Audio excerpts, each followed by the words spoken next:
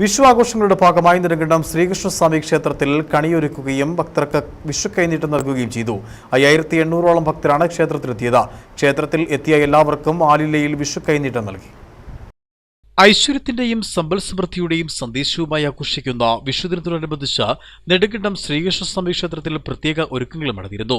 പുലർച്ചെ 4 മണി മുതൽ 12 വരെ നടന്ന ക്ഷേത്ര ചടങ്ങുകളിൽ പങ്കെടുക്കുവാനും വിഷുക്കണി ദർശിക്കുവാനും വലിയ ഭക്തജന തിരക്കാണ് ക്ഷേത്രത്തിൽ അനുഭവപ്പെടുന്നത്. 5800ഓളം ഭക്തജനങ്ങൾ ഇന്ന് ക്ഷേത്ര ദർശനം നടത്തി. എത്തിച്ചേർന്ന എല്ലാവർക്കും ആലിലയിൽ വിഷു കൈനീട്ടം കൊടുത്തുവെന്ന പ്രത്യേകതയും ക്ഷേത്രത്തിനുണ്ട്. കഴിഞ്ഞ 20ലധികം വർഷമായി ക്ഷേത്രത്തിലെത്തുന്ന എല്ലാവർക്കും വിഷുദിനത്തിൽ ആലിലയിൽ വിഷു കൈനീട്ടം കൊടുത്തുവരുന്നുണ്ട്. ഇതോടൊപ്പം ക്ഷേത്രത്തിലെ ഭാഗവത സപ്താഹയജ്ഞത്തിനും ഇന്ന് തുടക്കമായി. ഏപ്രിൽ 21 വരെയാണ് സപ്താഹയജ്ഞം നടക്കുക.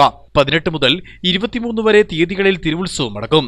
ക്ഷേത്രം തന്ത്രി ബ്രഹ്മശ്രീ താഴ്മൺമഠം കണ്ഠര് രാജീവര് തിരുവുത്സവത്തിന് തൃക്കൊടിയേറ്റും. എല്ലാ ദിവസവും അന്നദാനവും ഒരുക്കിയിട്ടുണ്ട്. ക്ഷേത്രം മേൽശാന്തി രഞ്ജിത്ത് രാമനാരായണൻ, കീഴ്ശാന്തി അർജുൻ എന്നിവരുടെ മുഖ്യ കാർമ്മികത്വത്തിലാണ് വിഷുദിനത്തിന്റെ ചടങ്ങുകൾ നടത്തിയത്.